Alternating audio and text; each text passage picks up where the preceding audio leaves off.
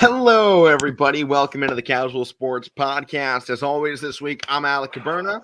That's Morrison. This is the Casual Sports Podcast. Hope you're all having a great Tuesday thus far. Bit of a notice before we start the show. This is a pre-record, so you cannot interact with the show live today. Today and tomorrow's episodes both pre-recorded due to travel. It's our spring break, and I got a playoff game that I pretty much have to leave at 2 p.m. to get to out in Canton tomorrow. So got to get these shows wrapped up early, but it's a pleasure here, Matt.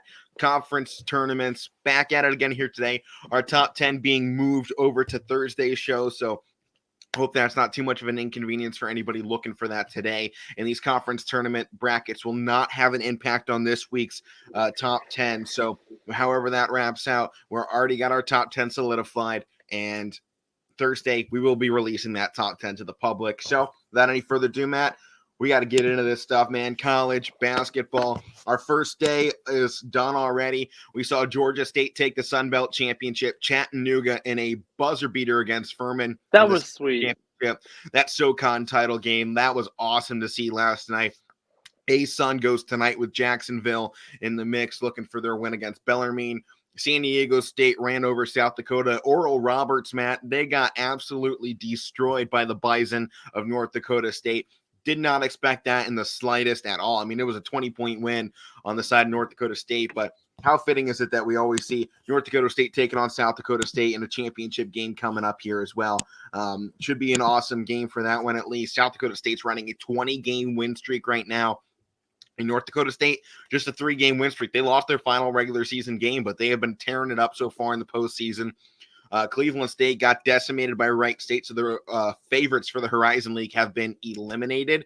Both of our top 2 teams are actually out. So the 3 versus 4 seed with Northern Kentucky and Wright State is the Horizon League championship as of right now. And Towson, one of the favorites to make it to March, is also out now. They lost to Delaware, unexpected loss there from them. So it sets up Delaware versus UNCW in that title game as well. So craziness going on. I mean, this is what you expect at this point. This is March. They call it madness for a reason.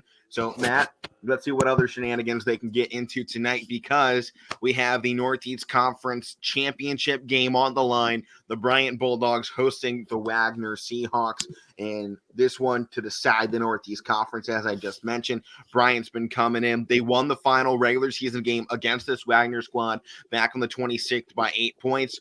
They struggled in the last round of this bracket, narrowing out a 1-point win against Mount St. Mary's, a team you always expect to make a little bit of noise. They're one of those teams you see a couple of times in that March Madness. Didn't have the greatest year, almost pulled that upset though. Right now, a 6-game win streak for Wagner. They've struggled on the road. Luckily, they're the home team coming into this one. Wagner on the other side of this. Both have 21 wins. This team's been a little bit better on the road, so this road environment should not affect Wagner going into tonight. They're on just a 2-game win streak, though. As I mentioned, they lost that final game of the regular season, but they won the first round of this Northeast Conference tournament by almost 30 points. Then they beat LIU by 20 points in the semifinal. They're coming in with a vengeance today. I'm expecting the Seahawks to have something on their mind against this Bryant team who, spoiled the end of their season. They were looking for that 22nd win, and they couldn't get there. I got a feeling Wagner's taking this game tonight against Bryant. Bryant's had a fantastic season thus far, but I think that Bryant team may have lit a fire underneath this Wagner squad. And, Alex Morales in that last game dropping 19 points against Long Island University, and also going in there was Delani Hunt, 17 points for him. These guys both played 30-plus minutes in this game. They had 3 guys in 30-plus minutes for Wagner. The only concern I have right now is, are these guys going to have their legs under them still? Because that's a lot of minutes to play in these games. I mean, you got 40 minutes in total in a regular season or a regular game. I mean, you got the 20-minute half, so you 40 minutes. These guys played all but 5 minutes, and coming straight off of those matchups, this past weekend, they're going to get a couple of days off, but you always have to wonder, are they still going to have those legs under them? On the other side, Peter Kiss for Bryant played all 40 minutes in their semifinal game as well. Charles Pride dropped 24 points, 10 rebounds, and played all but 1 minute of that game for Bryant.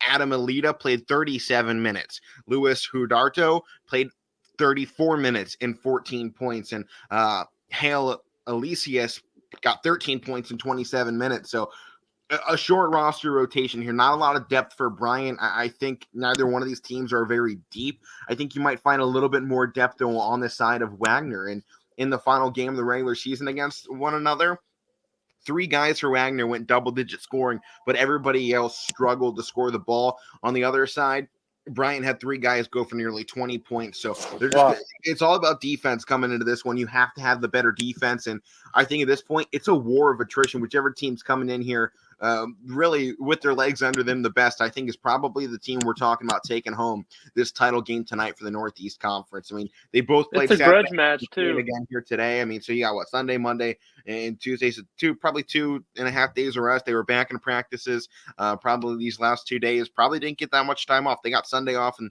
back in on Monday. Probably got some warm-ups today before going hard tonight at 7 p.m. So, Matt, what are your thoughts on this, Wagner and Bryant? I mean, both teams that probably have a chance, however slim, of making it into this March Madness tournament here when they reveal these this weekend. Yeah, I mean, it's a grudge match in this game.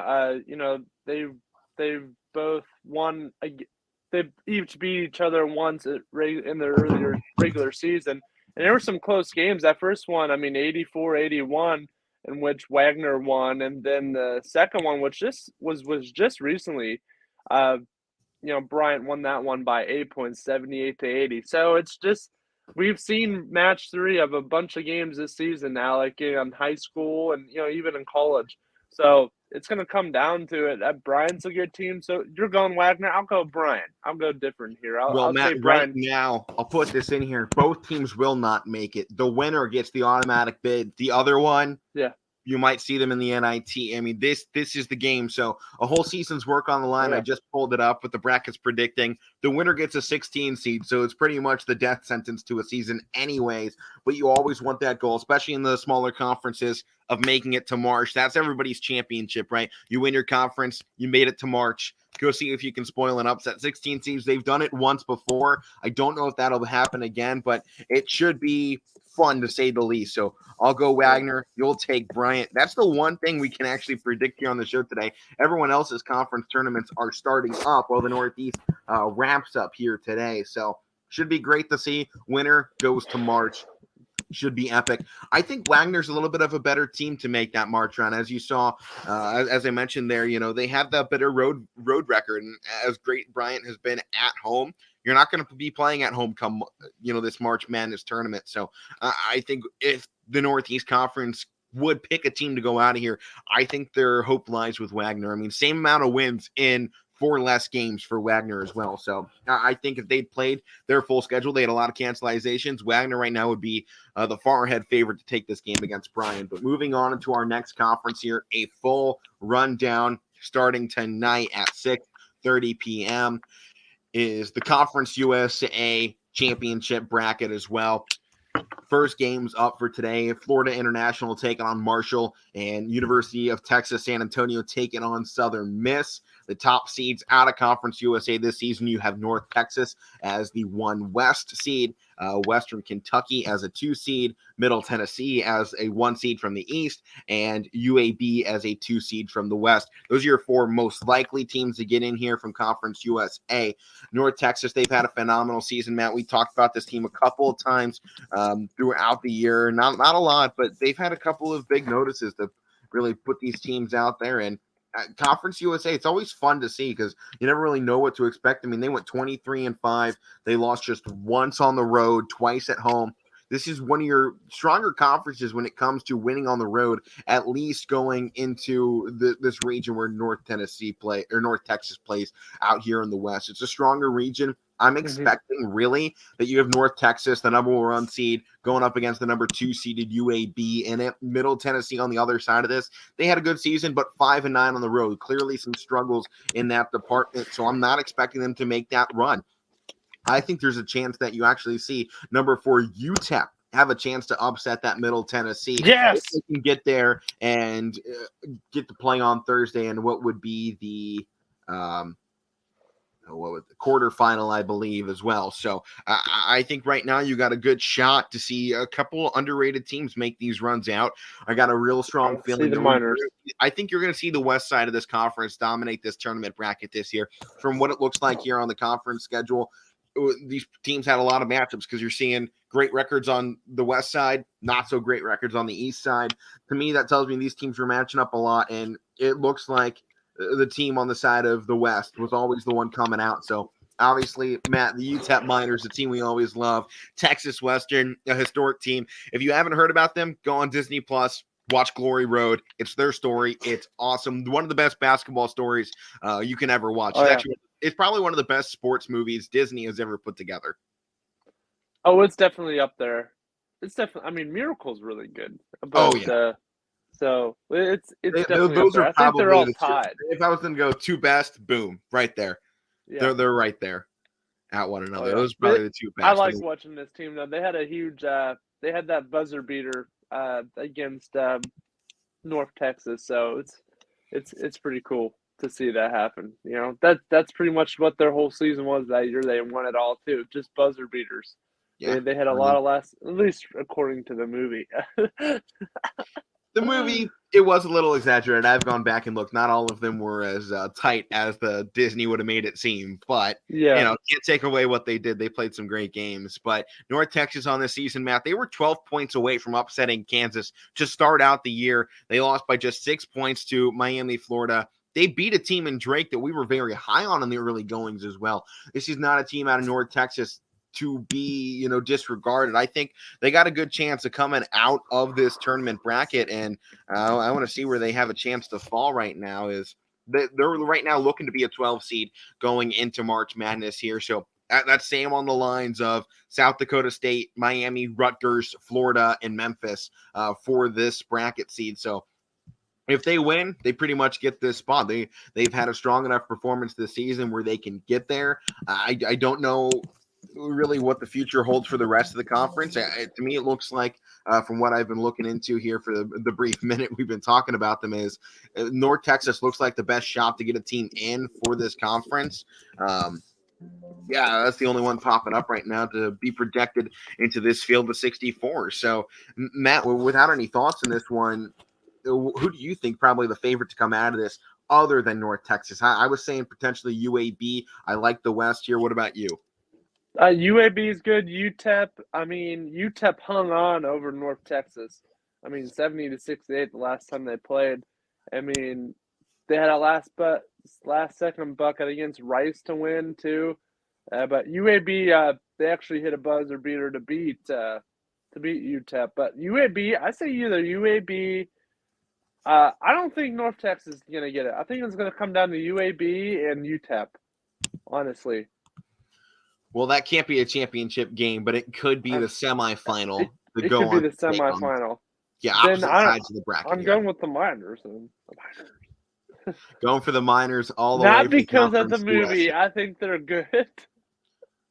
Yeah, I think they have a good team. There's that one player. They've had a decent season. 18-12 overall, 11-7 in conference play. I like and 7-6 on the road. That's the one part that worries me about these Miner squad, Matt. 7-6 on the road. When you get into this conference tournament play, they're going to have an easier time against the East because you look over here on the East side, Middle Tennessee, 13-5 in conference play. If they're playing on the other side, they'd be a 3 seed in the West. So definitely not the strongest, but they went 15-0 at home, the only unbeaten squad at home in Conference USA. But no team in this eastern part of the conference had a winning record on the road. Pretty much all of the top 4 teams on the west side of the Conference USA had winning records when they hit the road. So definitely something to watch out for as they get into these conference play. It's pretty much neutral site play. So you can't rely on that home court advantage. Obviously fans are going to travel, a little bit more for some teams than others.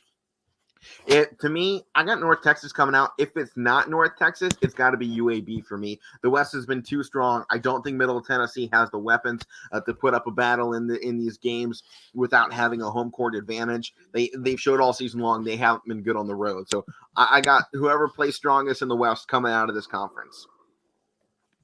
That's fair. That's fair. Well, next up here, we'll go to the Big West. this concludes with Long Beach State, UC Irvine, UC Santa Barbara, Cal State Fullerton, Hawaii, UC Riverside, UC Davis, Cal Poly, and Cal State Northridge, Cal State Bakersfield. And the first round begins tonight. We got Cal State Northridge, Bakersfield going up as the 8-9 seed, UC Davis and Cal Poly as the 7 versus 10. Winner of that 8-9 games take on the 1-seeded Long Beach State. 7 versus 10 takes on Cal State Fullerton, the number 2 seed.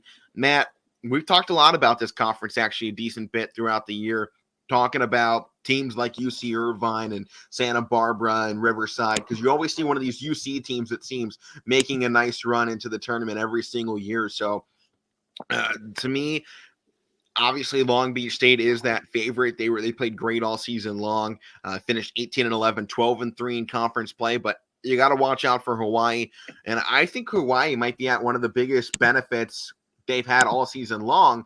They don't have to travel anymore for these, because you get into neutral site territories for these games here, because they can't have teams flying across the country or, flying over the Pacific Ocean and be playing the next day. So neutral site territories now for Hawaii to get into these games starting March 10th for them. They played phenomenal at home, but I think when they went 5-5 on the road this season, I think a big part of that came from the fact that their travel is immense to get out of that state and to get over to, the continental United States. I mean, Matt, you've made that journey before. It's not an easy flight.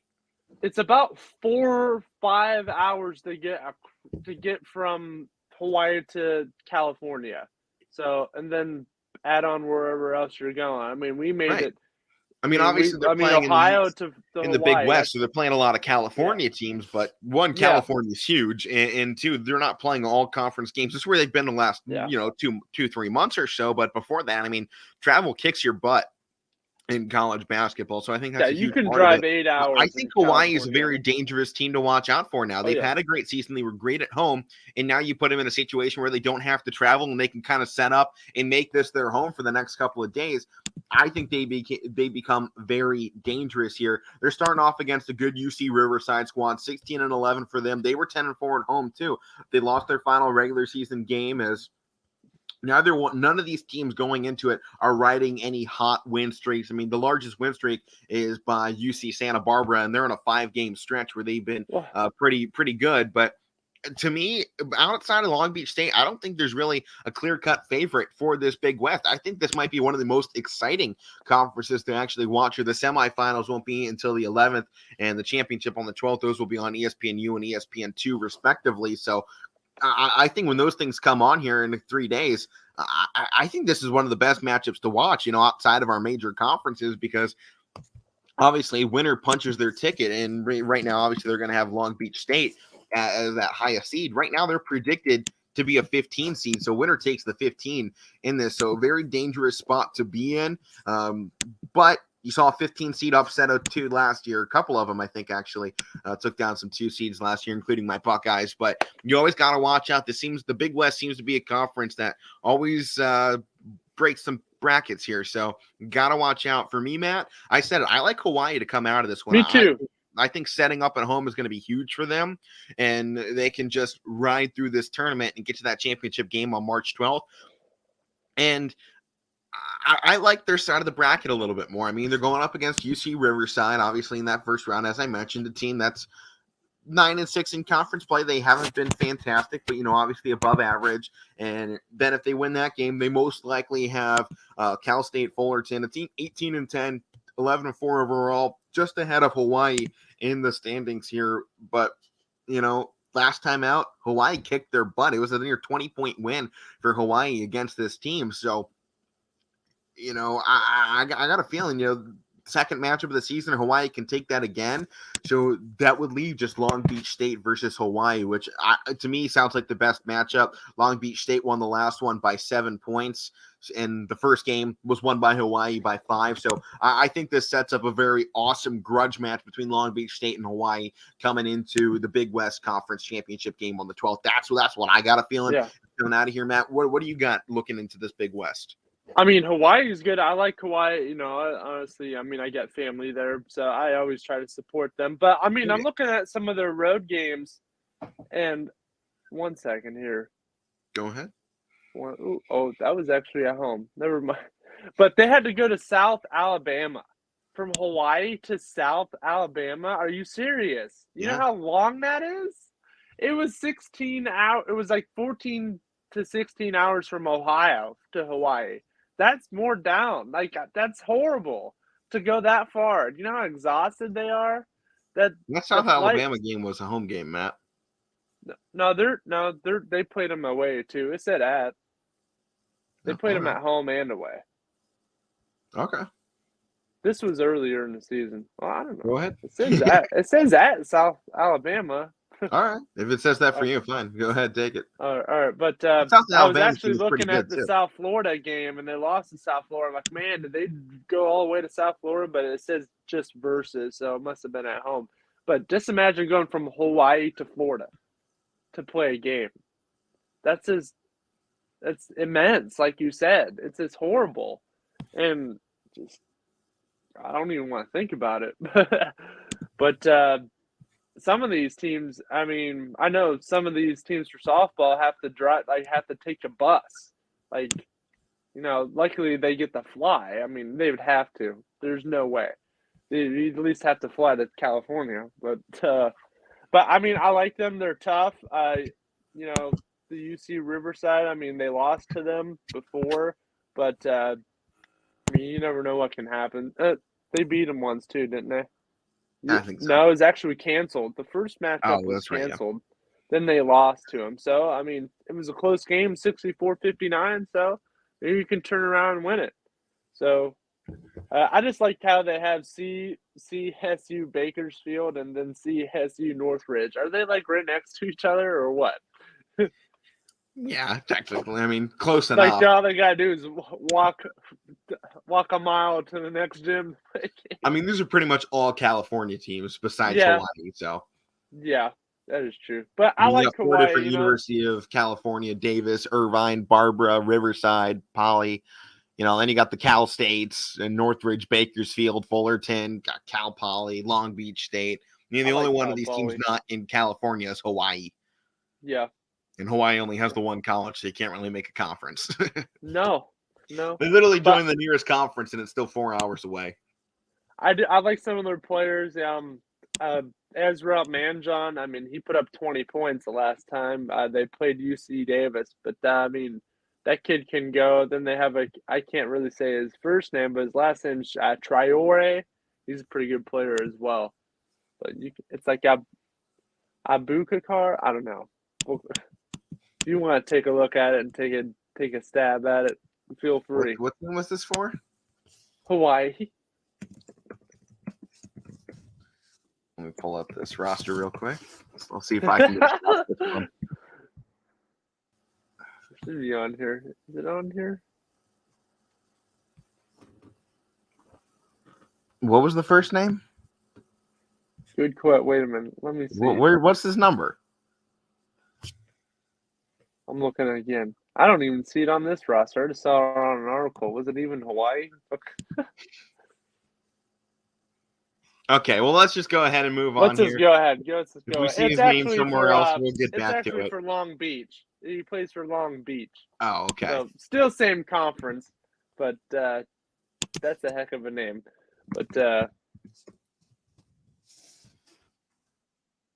pulling it up. All right. What's the number? 25? Looks like 25. Abubakar Traore. Okay. That's what I got. I mean, that's what it looks like to me. So, all right. But let's go ahead and move on here into the WAC. No longer a conference in football, but still going strong here in basketball. Their number one seed coming out of it, New Mexico State, 24-6 right now. They've had a phenomenal season. They are by and far the favorites to come out of here, but don't give a discredit to teams like Seattle, Stephen F. Austin, a team that we know has pulled some big upsets in the past, and Grand Canyon University, one of the biggest student sections in college basketball, one of the most electric ones as well. If you've ever seen anything about GCU, you know they have an electric student section. Unfortunately, this game you won't see any home games for them, but the WAC tournament being hosted here in Las Vegas. So that should open up some easy travel for a couple of these teams opening round goes tonight. UT Rio Grande Valley taking on Cal Baptist, and the other side, Chicago State taking on Utah Valley. Winner of that first game, I said, will take on number 5 Sam Houston. Winner of that second game will take on Abilene Christian. And then winner of that one will take on Stephen F. Austin, or the winner of that first set takes on GCU. And that flows into New Mexico State and Seattle. Their bracket here set up a little bit differently than a couple others I've seen before. It's an interesting way to do it, but I think by the end of it, I mean, you're going to get 2 well-rested New Mexico State and Seattle teams, and you're going to have some battle-tested groups. If you can either see UT Rio Grande or Cal Baptist, Chicago State, or Utah Valley make a run through this WAC conference championship game here, I think you're going to get some really strong, hungry teams. I mean, Utah Valley on the season, they were a 19-win team. I mean, this is a really strong conference this year, and it's going to be sad that you might only get one of these teams making it into March, because most of these teams are above 500 when it comes to conference play.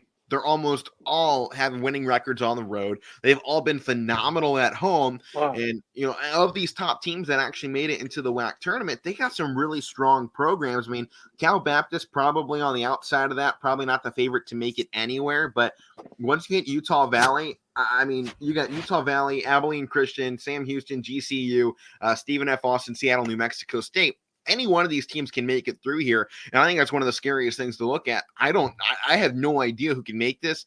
To me, I'm worried about New Mexico State and Seattle only having to play those 2 games to get into that. There are 2 games in total to win that championship out there in Vegas, because they're going to be in a new environment.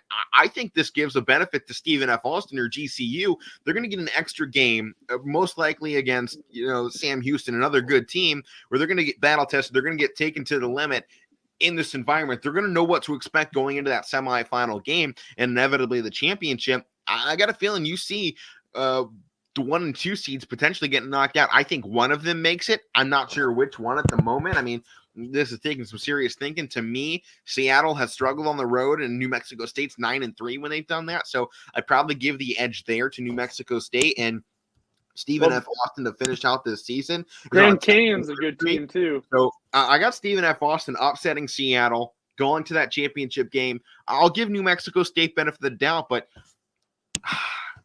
in that Grand Canyon's good too. What was that?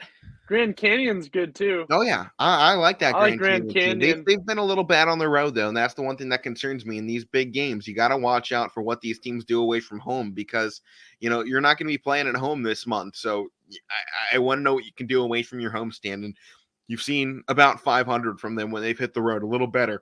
SFA, they're in a similar boat, a little bit better, and the New Mexico State's definitely been the strongest on the road this season. They didn't have many home games, only 15 home games. They've had 12 away, and they made number 1 in this conference. So to me, New Mexico State probably the clear-cut favorite in my book here. They're looking at a 13 seed along with Toledo, Vermont, and Chattanooga to make this spot. So there's a lot of availability open potentially. If this conference wants 2 teams, it's going to take one hell of a fight to push down. I'm not sure if that's going to even be possible for them.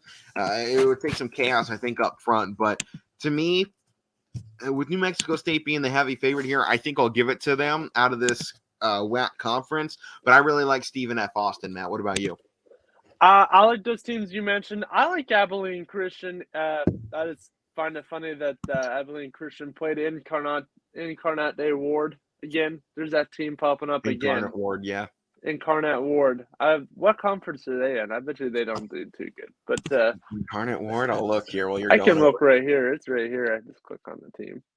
I like Abilene Christian. I like Stephen F. Austin. I like that. You're in the Southland Conference. They're 7-24 overall. Oh my god! They're the worst team in the Southland Conference. Where did this team come from? Where? YSU plays them, in football, and then next thing you know, I'm seeing them pop up everywhere. They joined the Division 1 in 2013. Oh my gosh. They're currently led by first-year head coach Carson Cunningham. They play in San Antonio, Texas. There. Oh, jeez. But Matt Adley and Christian, they got a far run to make. They'd have to take down either Chicago State or Utah Valley. I'm guessing Utah Valley to be that team that comes out of that first matchup. So they'd be a 6 seed, have to take down a strong Utah Valley, then take down Stephen F. Austin, then take down Seattle, and then take down either Sam Houston, GCU, or New Mexico State. It's a road. It's a long road. As I said, though, I kind of like the teams that have to play a little bit more than the New Mexico State and Seattle to make that run. Yeah, it makes them tougher each game, honestly. You've seen a lot of those, even in basketball, you see a lot of those teams that get buys not end up losing. They struggle immediately. Yeah, because you're playing a team that just played 2 games, They've been rolling. They're hot. So I like while you've been sitting on your couch, they've been building a rhythm in that arena too. That's the biggest part of it. They are playing and building a rhythm in that arena. They know how things feel. They know how things sound. You get that feel for the arena. Obviously, the basketball court's the exact same in every single floor. I mean, go measure it. It's the exact same lines, whatever. But you know what? Color patterns, what's going on behind the basket, it all has an impact on what these guys are seeing, how they're feeling, the environment, where those sounds are coming from. They know how things are going to feel. If there's a draft in that building, they might be wearing an undershirt in that second game. Whatever they can do, they can be the ones to make adjustments. And it's like in NASCAR, if you're going in there and you put your replacement car in and you didn't make any adjustments to it, you're not going to be as great as the guy who ran, 2 practice runs and made adjustments to the car. That guy that made the adjustments is going to be far ahead of you come race day. So that's the same thing here. This is a race at this point. This isn't a marathon. This is a sprint at this point once you get to conference championship. So to me, having that chance to make the adjustments is giving a bigger advantage to some of these lower ranked teams. So I think New Mexico State and Seattle are going to be challenged, especially with how tight this conference was throughout the season. I mean, going down to it, the top 5 teams all had a chance in these final really 2-3 weeks to take that 1 seed. So while New Mexico State finished it, Stephen F. Austin climbed out of absolutely nowhere to get into this conversation. I think their Cinderella run might come to an end here a little bit early, but I like Stephen F. Austin to make that run on my end, as I mentioned. Yeah. We know just last season upset. What was that, Duke or Kentucky? I don't know. Look it up. We got time. Yeah, they upset number 1 Duke in 2019. It was the biggest upset in 15 seasons for Duke. Oh, geez. In the tournament? No, this was regular season. It was beginning of it. Duke started 6-0. Stephen F. Austin was 4-1, and it came down to a buzzer beater win down at the end, 85-83. SFA takes the win. Oh, okay. But I like Grand Canyon too. I'm gonna roll Grand Canyon. I like what they've done. Not the best road record, but I like the Antelopes. They're cool. Oh yeah. But, remember what we said? It's always the weird names. It's always a weird name. And I think Grand Canyon made the tournament last year prior, whatever. I think they made it a couple of times. Yeah. I mean, this is a team that can make it here. It's just really a question of whether or not they're going to be strong enough to get through this. I mean, obviously, this is one of the tougher conferences to me, really, outside of our main 6 to look at. But I think this is a fun team. I mean, they lost in that first round, so they made it last year against Iowa. They lost by 12 points to an Iowa team, and that Iowa team last season was obviously pretty darn good, led by Luka Garza. And how far did they make it last year? Not going to tell me, is it? Let's see. They lost in the second round to Oregon, but they were a strong team. They got the 8 seed, it looks like, last year. Okay. Yeah. Wait, Iowa lost to Oregon last year? Yeah. Oh, jeez. Yeah, it was the second round. Big Ten collapsed last year in that March Madness. You know what? I think it's going to be the same this year. I don't think you'll see a Big Ten team. If a Big Ten team gets into the Sweet 16, I'll be so surprised. They have to get one. And with all the teams they have a chance to make it, I think they get one. But they're so beaten up and worn out. We won't go too much there. We got to talk to these other conferences. Yeah, we got Big Ten another day. We'll talk that then. So we gave our I'm going to go off that day we talk about it. Next one up here is the Big Sky Conference here. Matt. Big Sky Conference, Sacramento State, Idaho start things off tomorrow on Wednesday, 9:30 a.m. They are go. Portland State follows at noon and against Idaho State. Then East Washington, former home of Cooper Kupp going up against Northern Arizona. So Big Sky Conference should be pretty fun to see. Montana State right now, the favorites with Southern Utah is the 2 seed, Northern Colorado is the 3, Weber State is the 4, and Montana at the 5. Not really a lot expected, I think, of the Big Sky this season. They have 3 20-win teams, so Montana State, Southern Utah, and Weber State probably looking like the favorites to come out of here. They were all pretty good. Home and away splits look pretty fine. Weber State, they were running a little above 500 in pretty much every category. So I think they're a team that has the potential to make some spoils here. But I think you give it to their 1 and 2s, Montana State, Southern Utah, to make that run down. Northern Colorado, they were fine. I'm not super impressed by them. Montana has sucked away from home. I give them no credit right now. I think Montana probably drops that first round. Looks like to Weber State in game 5 of this conference. I don't have confidence they're going to take that one. Teams like Portland State and Sacramento State have been pretty bad on the road. So I think you see these lower teams get knocked out easily. And to me, championship comes down to really the 2 favorites in Montana State and Southern Utah. Those are the 2 strongest teams. Thunderbirds and the Bobcats. Weber State might take the advantage against Southern Utah. But unfortunately, they won't get to play. Montana State will most likely be the one to take down Weber State, and Southern Utah going up against Northern Colorado. I like Weber State, I think, a little bit better in that game, but Southern Utah going up against Northern Colorado. I like Southern Utah, I think, a little bit more in that game. They played a little bit better on the season. I think Colorado has a good shot at pulling that upset, though, but I got Montana State coming out of this conference right now, Matt. Yeah, the Bobcats, pretty good team. I mean, and they're looking for the winner takes the 14 seed is what it's looking at right now. Oh, okay. Along with Iona, Princeton, Colgate.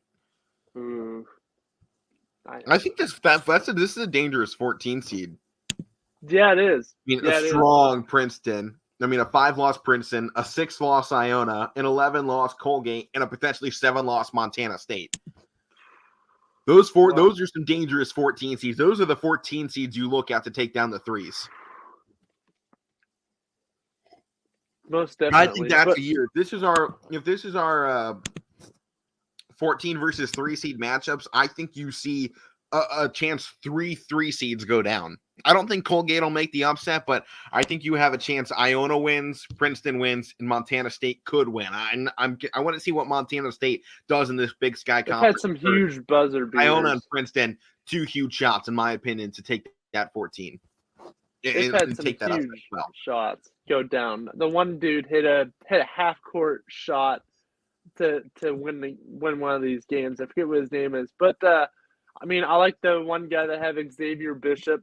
I like how, his numbers look good at least. But, it's going to be up to him. And there's going to be Jabril Bello, who looks like the rebound, 7 rebounds a game. That's pretty good. So, they got the guys that, they're here. They're a pretty good team. So, look for them to go for a little run, honestly. Which team was that? Montana State. Okay. But, yeah, I like these 14 seeds. I like the 11 to 14 seeds. 15, they're just too far back there to make a huge run. But you saw it this last season, so you never know. Yeah, that is true. Can we just say Montana State has this one guy, number 3, Great Ozabar. I love that. 19 points in that last game as well against Northern Colorado. I'm taking the Great Ozabar. What great. His name's great. Right. Raekwon Battle, Nick Gazelas. This is a team you like. Isaac Spears. Look at Abdul Muhammad. Adamu. I like this. Did you say Borja Fernandez? Oh yeah, Borja Fernandez. I like that too. I like Montana State. They got depth, and you don't see a lot of depth in some of these smaller schools sometimes. So I got Montana State. Matt, what about you? You got them coming out of the Big Sky as well? Yeah. Yep. Okay, let's move it along here into the Atlantic 10. Last season, it was pretty solid. Dayton took that. They were being led by Obi Toppin, so there was no question that they were getting, out there. But Davidson this year has taken that top seed. Matt, we've been talking about Davidson a lot. Well, had it been last year before. There was no 2020 tournament. Was that not last year's class that Obi Toppin was drafted? I think it was the year before. Oh, yeah, you're right. Yeah, because he was taken in the 2020 draft, so a while ago. That was a little bit ago. Man, all merging together at this point, man. We've been looking at sports too long. I know. No, Davidson though, Matt. They lost to Dayton though in that final game of the regular season. Both teams probably letting off the gas a little bit to finish off the year. They were two of the top seeds. Dayton needed it a little bit more than Davidson. Davidson had already locked up the one. Dayton needed a shot against VCU to take that 2 seed away. They ended up getting the tiebreaker from it, which is why they got the 2. So to me, you also got to look at a rematch. Dayton VCU, I think, is probably my favorite coming out of the bottom side of this bracket. Their bracket starts this Wednesday with Rhode Island and Duquesne going up against one another, along with LaSalle taking on St. Joseph. Former YSU player in Darius Quisenberry and the Fordham team taking on George Mason. St. Louis takes on the winner of one of those games. George Washington takes on Massachusetts. Richmond takes on the winner of Rhode Island and Duquesne. VCU, Dayton, Bonaventure, and Davidson really all are in probably a 4-way split for this Atlantic 10. I think this is another one of those greatly interesting conferences to look at. I think I like VCU though a little bit better than I like Dayton this year. But to me, Matt, it's still Davidson until it ain't. This has been a fantastic team, one of the best teams they've had out there since obviously Steph Curry led this team. And what was that, Sweet 16? He brought this 2008. Yeah, 2008 Sweet 16. And right now, they're looking at an 11 seed along with Michigan, Xavier, Wyoming. That is what people think of this Davidson squad right now. They're being put up there with some serious conversations. I think they were a 10 Xavier, seed Wyoming, last Michigan. Time. They were what? I think they were a 10 seed with Stephen Curry. Well, there you go. So, to me, that loss of the season against Dayton, I'm not concerned about. This is a strong team. I mean, they were winning pretty much every game to finish out the year. They won 5 of their last 6 games, and most of those came by double digits, all but one against George Mason, in which they only won by 9. But this is a strong team in Davidson. I think they got another miracle season coming out of this one, Matt. As much as I think VCU is a strong team. I mean, there's someone we see in that March Madness tournament quite often, and they made some nice statements out to finish the season. But I like they had a chance in that final week to potentially make a tiebreaker with Davidson, and they couldn't get it done, even with Davidson's loss. So the door was left open for them. They couldn't capitalize. I think they lack that killer instinct this year, one that Davidson has had, it seems, all season long. So I got the Wildcats taking this Atlantic 10 this season, Matt. Yeah, I probably got to roll with them as well. I like this Davidson team, but I like a bunch of teams in this division. Yes, I like, Fordham because, Darius Quisenberry. I like George Mason as well. That should be a good game to watch, though. But I also like St. Bonaventure. The Bonnies, I've talked about them. We've been talking Bonnies all year. Yeah, so I'd like to see them get in. Like, whoever wins this is in. I don't think anybody else would get in, right? You win this and you're in. Maybe Davidson. Punch your guaranteed ticket. Yeah, Davidson potentially could be if someone else takes it. But then again, I'd rather play a guarantee than a what-if card. So, yeah, to me, if I'm Davidson, just win. I can't take any chances with this. If there's a chance I don't get in, if I mess up this tournament, you got to go. The pressure is on Davidson right now to complete this miracle season. Oh, it is. But this is because all these lower seeds get picked basically by conference automatic bids. So if you drop this, there's no space behind to fall into unless you become one of those first 4 in, first 4 out, whatever, to potentially get that spot. So that's the one open door right now for Davidson, I think, if they don't win this. Yeah. That is true. Well, let's go ahead and move on here. 15 minutes left in the show. We got the Mountain West Conference starting up on Wednesday. Nevada, New Mexico will start things off 11 a.m. out in Las Vegas, Nevada. Then following them, Utah State takes on Air Force. Fresno State will take on San Jose to finish that off. To me, Matt, your number 1 seeds in Boise State and Colorado State as the 2. You got San Diego State, a very strong team with the 3, and Wyoming at the 4. UNLV got the 5 seed this year. As I mentioned earlier, I don't have a lot of confidence in what that team can do. I said it earlier. I'll say it again. I just don't think, it's lost. It's UNLV. The one benefit is they're basically going to be playing in their back door, and they were 12-4 at home this season, which is going to benefit them because they were terrible on the road. They were 4-7 on the road this season. So, to me, when you're looking at that, that's the one thing where UNLV is going to get a benefit here. But one, I really like San Diego State to make this run. Me too. They're a team you always have to watch out for. They're a team that likes to make some noise. Colorado State obviously above them, and They've got Boise the State, automatic bid. great home and away splits, and this is for an automatic bid. What? Colorado State already has the automatic bid. They're ranked 23rd. I mean, they've had a pretty good year. I say if they even don't win it, they're already in. I mean, they've been most ranked. likely. They've been ranked pretty much all year. So and this is a tough Mountain West. And honestly, I don't think Boise State has a chance. Honestly, it's going to come down to. So at the moment, Colorado State's picked as a 7 seed. Yeah. So I mean, it's going to come down to Colorado State, San Diego State, and Wyoming. One of those teams are going to win. I don't think Boise State. They got the winner if either Boise State or Colorado State as that 7 seed. They're saying it looks like Colorado State could stay in, but there's still a chance they drop too. Yeah, that is true. That is true. But I like this Wyoming team. Wyoming is good. We've talked about them before. They are a good team. They beat Colorado State before, and they've had some Let me look. That's some close games with San Diego State as well. But San Diego State, I just want them to get back in. I want them to be that team, that 2019-20 team that were like a number 1 seed. You remember? And then they didn't even get a chance to do anything because of the COVID-19 virus. And since then, all their players left. So it kind of makes me upset about it a little bit that San Diego State never even got a chance at all. So I'd like to Matt. see them too. So far in the March Madness, we do have a couple of teams with automatic bids already locked in. As we mentioned, Murray State is one of them. Loyola Chicago is another. Chattanooga took another one last night. Longwood is in, and Georgia State is in. So we have 5 automatic clinches already into March. So everyone else has a chance to punch their ticket. As you mentioned, Colorado State seems as much of a lock as you can get for this conference, and they're probably a clear-cut favorite to make it out. But I think with part of that, they don't need the win to get a high seed in this conference. I think you might see them let off the gas a little bit, just a tiny bit, and see a team like San Diego State upset them in that semifinal to go take on Boise or Wyoming in that championship game. I got San Diego State, I think, taking the Mountain West here. They're always a team you watch out for. I want to see them make that run again. I got San Diego here.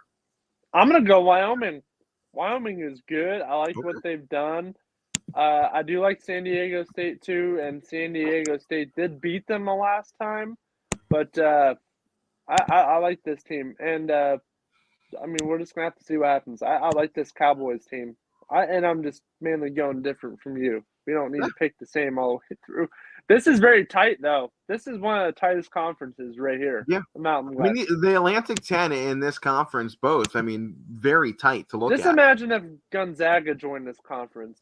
This would make this. That is what they need, because I think Gonzaga joining this makes those other teams that are 21 teams top 25 teams. If they're going in there competing against Gonzaga, which who knows if they would be able to, but I think you go and make this conference into what we think the Big East is as well. Right there.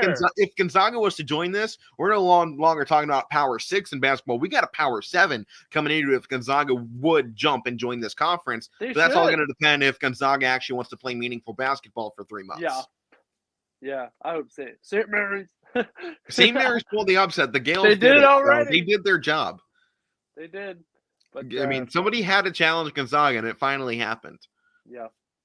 But next up here, we'll head into one of our Power 6, the Pac-12 this year. Arizona State will kick things off against Stanford, or I should say tip things off against Stanford at noon on Wednesday, followed by Oregon versus Oregon State, followed then by Washington State versus Cal, followed then by Washington versus Utah. So a more traditional style bracket here. Your 1 through 4s read as this: Arizona the 1, UCLA the 2, USC the 3, and Colorado the 4.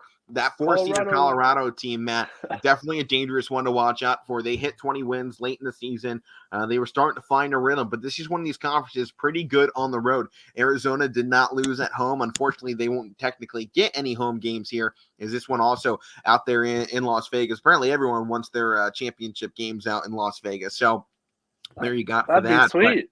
But, I think this is a big chance for Arizona to really solidify what they've done this season, take home that Pac-12 title. It seems like this is their year. And Matt, last year, when I think we were going over this back before we joined YSN, I think I pretty much wrote Colorado and Oregon off, and they both took off in this Pac-12 tournament. So it's not always your clear-cut favorites that are going to make this Pac-12 run. These teams are all loaded with talent.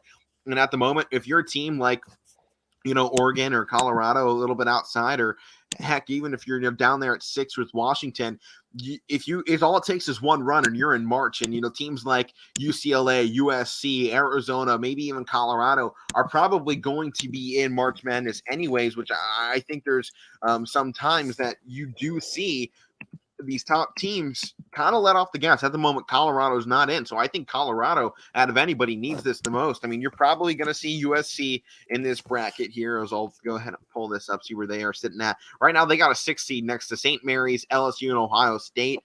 UCLA has a 4 seed. So those two teams pretty much a lock to get in there. And obviously, Arizona most likely to be a 1 or 2 at this point. So got a lot of confidence in what they're going to be doing here. Most likely they win if they take the conference, they're 1 seed. More than likely, though, they're 2 or 3 if they don't come out on top of the Pac-12. They've been dominant all season. So to me, I think Colorado and Oregon are your 2 sleepers to watch again this season. Oregon's going to take down Oregon State in that first round on Thursday at 2:30 p.m. Oregon, Colorado is going to be probably the biggest game to watch in this conference. Winner of that one, I probably give Colorado. I think they've been a little bit stronger throughout the year, and I hope that pulls through. To me, the one problem is I don't know if Colorado can pull this upset again. I mean, they beat, I think it was Arizona earlier in one of those big upset games, and I don't know if they can pull it twice in a season. So I think I give Arizona the win against Colorado, despite thinking Colorado is fantastic. I think UCLA versus USC, round 4 is going to be great in that semifinal. I think USC might pull that thing. So I got a USC Arizona final. I got Arizona coming out on top of the Pac-12 this season. It's so hard. Yeah, to pick. Me too. It's hard to pick against them. I'm gonna go with Arizona here to take this conference. So I like to see them do it, but at the same time, I'd like to see one of these other Pac-12 teams pull that upset and see if they can, make this thing fun. Because Oregon was within 3 points of this team back in February. Colorado obviously beat them by 16 points in late stages of February. They were able to pull off a couple of wins later in the season against a ranked USC by 20. They dominated Stanford, and they took down Cal as well in a 38-point win, or 28-point win, pardon me. So this is a team you can't count on them having back-to-back bad shooting nights. So to me, all it takes is one bad night, though, and they're going to be gone. But I got a feeling Arizona, they're going to be strong here throughout this bracket. Yeah, me too. At the same time, when you see 28-3, if they hit 28-4, that's over. I mean, their chance of that Pac-12 championship is out the door. So that's what I love about college basketball. All it takes is one day. One day changes your entire season. And to me, those top 3 that's teams, the difference between, basketball, football, and baseball. I mean, basketball and football, one day defines your season. But with football, 16-game, 17-game season, it's a lot of hard work, but I think when you've played 30 games and you lose twice and you come down into it and you got one day to solidify your season, it's like the wild card in baseball. When it was one day, one game to make it to that playoffs, to me, it made it all that more exciting because everything you've done so far is on the line here. But Matt, I gave my prediction. I got Arizona. Who do you got coming out of the Pac-12? Then we got to wrap up. I got to go Arizona here too, but I mean, Arizona, UCLA, and USC they're already going to be in. They're already going to be in March Madness. So look out for Colorado and look out for Oregon because Colorado already beat this Arizona team just a week or so ago. So there's no doubt that they could do it again. And definitely those top 3 teams, even though I am picking Arizona to win it, can possibly let off the gas. Like they're in, but they still want their Pac-12 championship. But look out for Colorado. They're dangerous. Yeah. They have to win. All right, Matt, NBA preview here tonight. LA Clippers going up against the Golden State Warriors. Matt, Warriors, they seem to be taking a little bit of a slide here. I mean, 2-8 in their last 10 games. Don't really know what's going on. Clippers, 7-3 in their last 10. They've been finding a mark here. I think the Warriors get back on their horse, though, losing their last 5. I think they snap it here at 6. So I got Golden State taking the win here tonight. I'm gonna go Golden State too. I don't think they were in the right mind for a little bit. I think Curry just kind of lost his touch for a little bit, but they're gonna be back.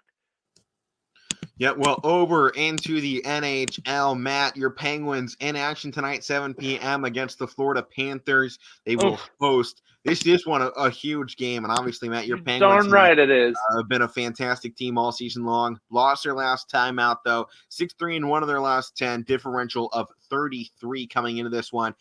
I am going to take the Panthers, one, just to be a little bit different from you. In my algorithm says this is the best team, what looks like to be the best team in all of the NHL in this Panther squad. That Atlantic division, obviously not as strong as the Met, and that's a big part of it. But when you got that differential sitting up there at 69, it's definitely something to look out for, especially with just how dominant it seems they've been all season long. And they've had some great runs, some good streaks, and I want to see them finish this thing out strong and take that Atlantic division into the playoffs. They got the Lightning right on their trail, so they got to play big. So I'm going to take the Panthers in this one. Don't really even have to ask who you're taking, though. Oh, you know who I'm taking. I'm taking my Pens, baby. But, that last game, what a nail-biter in overtime. Matt, I'll give you the next 2 minutes to talk about them here, so go ahead. Yeah, I'm trying to go here. But they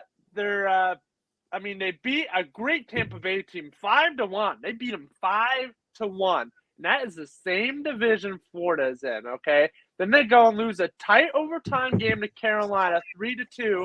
And here you come again. You're getting another, what was that, Atlantic? They're getting the same division as Florida, as Tampa Bay. And look what they just did to one of those teams. 5-1.